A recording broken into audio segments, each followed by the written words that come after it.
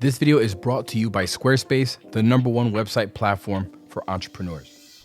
This is Sony's new 16mm 1.8 lens, and there's no question in my mind that this is the best full frame vlogging lens that they've ever created. And I'm gonna try to come up with 5 reasons why.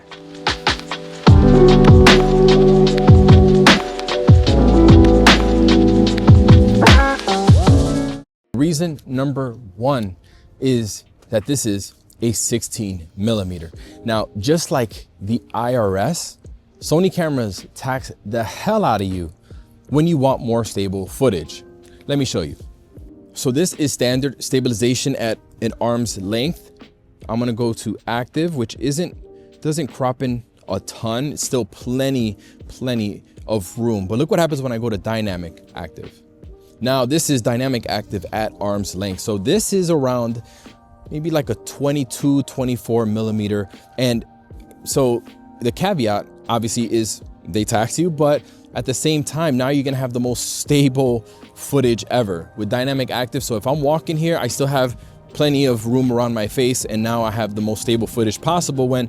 Whereas when I'm with, the standard, it's still good because it's at a wider focal length. So let me go to, so this is using the standard stabilization at 16mm, and because it's such a wide lens, it's not gonna be that jittery anyways. Now this is with the 20mm 1.8 with standard stabilization on, and I think this still looks great. It's still wide enough for vlogging. I think 24 is a little too tight. Like, you can still see a little bit of the background, but if I wanted a steadier shot, this is where I have to pay that tax. So I'm gonna switch to dynamic active. Well, let's see. I go to active. Let's try active first. All right. Now this is with active stabilization on, and you see here, it crops into like a 24. So it's pretty tight at an arm's length. But now this is the 20mm with dynamic active stabilization. Man, this stabilization is so good, but it does cost you. I mean, I guess it doesn't help that I have T-Rex arms and I got a big head. Maybe I'm not a good person to do this test, but as you see, it's just too tight. I have to, the maximum is active on the 20. Reason number 2 is the size and weight of the 16 1.8. It's actually slightly smaller and lighter than even the 20mm 1.8. Actually, physically, it's almost identical in terms of build quality and features. On the 16mm, you get the same focus hold button, aperture ring, aperture click switch, focus mode switch, and the one new switch here, we got an iris lock switch. Well, we got a new switch, guys. The 16 1.8 is 304 grams, whereas the 20mm is 373. Small difference there, but it balances even better on a camera like the ZV-E1 that I'm filming with right now. You have the same 67mm filter thread, 15 elements in 12 groups, 11 blade aperture compared to the 9 blade aperture on the 20 1.8, and the minimum focusing distance is 0.15 meters, which is going to allow you to get really close to your subject, and you can get some really nice out of focus bits there. Let's see here. Okay. Reason number 3, this lens is one of the few lenses at this focal length with an f1.8 aperture. Now, the only other lens that I know of is the Viltrox 16 1.8. Never used it, but I know that it's a lot larger. It is on the, it's relatively cheap, but it is a lot bigger. Now, this specific lens is going to be great for low light situations and for situations like this where I can really throw that background out of focus. Now, look at the difference. Seriously though, if I'm close enough to the lens right here, this is at 1.8. All right, right now I am at 2.8. And again, I'm not super close to the camera, but I know that you can see a difference in terms of background blur. Now, if I pick up the camera, I think it'll be more drastic. So this is 2.8 with the camera fully extended at 2.8. I mean, there's not much going on in the background anyways. I think right here's a better example. Now I'm gonna go to 1.8. Yeah, I think you can see the difference there. You see that? Being able to have a 1.8 lens that can create this much separation at this focal length and at this size, it's a big win for me. Number 4 is the image quality, and I think the footage in this video speaks for itself.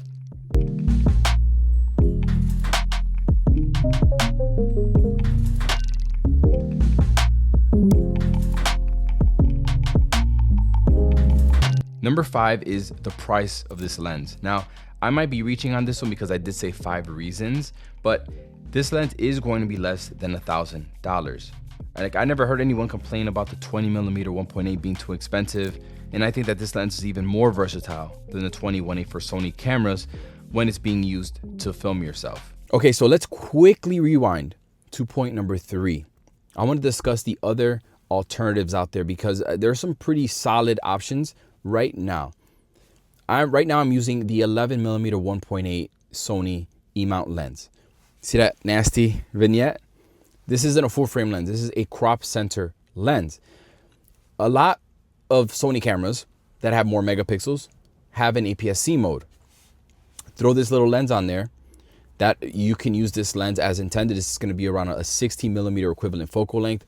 This is a solid lens for the full frame camera for something like this. But a camera like the ZVE1, A7S III, FX3, a video-based full frame sensor that it's only shoots 4K, these don't have an APS-C mode. But because on this camera, for example, you have the dynamic active stabilization, it'll crop in so much that it'll erase the vignette. It'll crop in enough. Check this out. All right, now the vignette is gone. This is with dynamic active stabilization on. And now when I'm walking and talking or whatever, this is going to be the most stable footage possible. And I'm getting that, again, I'm getting that 16mm equivalent. There's a couple of trade-offs to using a setup like this. Look at the corners now. With dynamic active, you're still going to see a little bit of the vignette come in as I move the camera because the stabilization is trying to keep up with me with the movement. And that's going to require in post a small crop on the footage. That's really not a big deal. One of the other ones, which could be a deal breaker for some, is, you know, you don't have access to certain features, right? Like all the AI features that this camera has, because you can't use it in combination with dynamic active, and some other things that are disabled when you're using this kind of stabilization. So it has its limitations, but for a walking, talking camera or a camera that you're going to film yourself with, this is a good option. Another one is, and this one's actually a full frame lens. This is 17mm f4. And now this is with the Sigma 17mm f4. And look at how much light I lose using an f4. So I'm at ISO 200. I'm going to bump to ISO 800. I think this is good. So that's a lot of light that I'm losing here.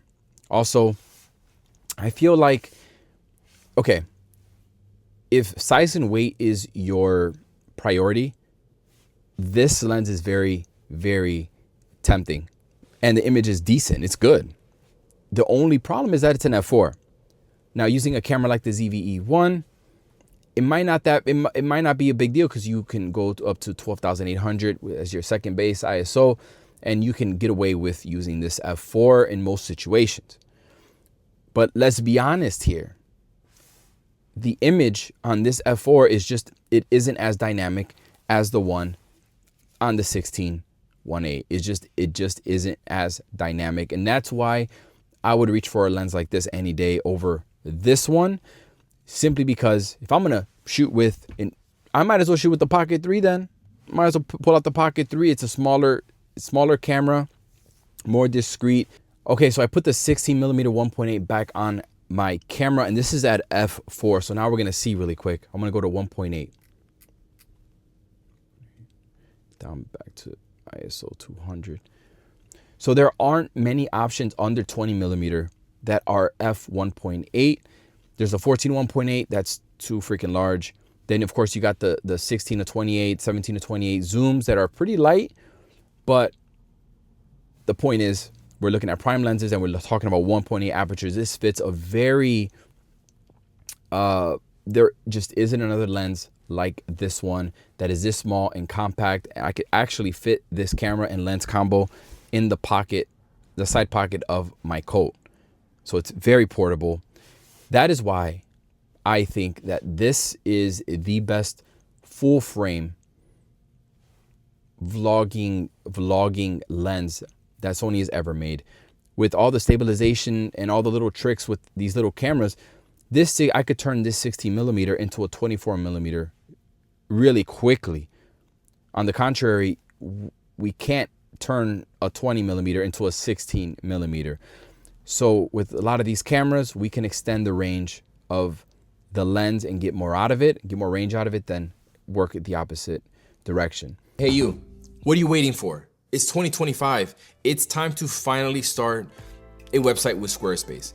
Now, if you want to start a website, blog, or even an online store, say less. I've been using Squarespace for years now, and I don't think you realize how easy and intuitive it is to use. You can easily grab your own custom domain and then build a site that looks professional without needing a single coding or design skill. And I'm talking zero tech knowledge required. They also have some of the best SEO tools that will help your site get discovered by exactly who you want to find it.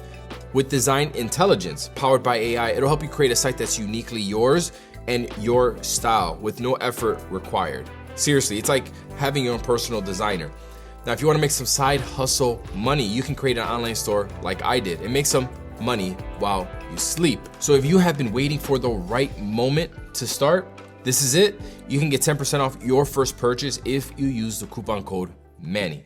To sum up my thoughts, I think that this is going to be pursued more by videographers and vloggers. Sure, it's going to make it for a great wide angle, fast action photography lens, and even for landscapes, cityscapes, even astro work, especially astro work.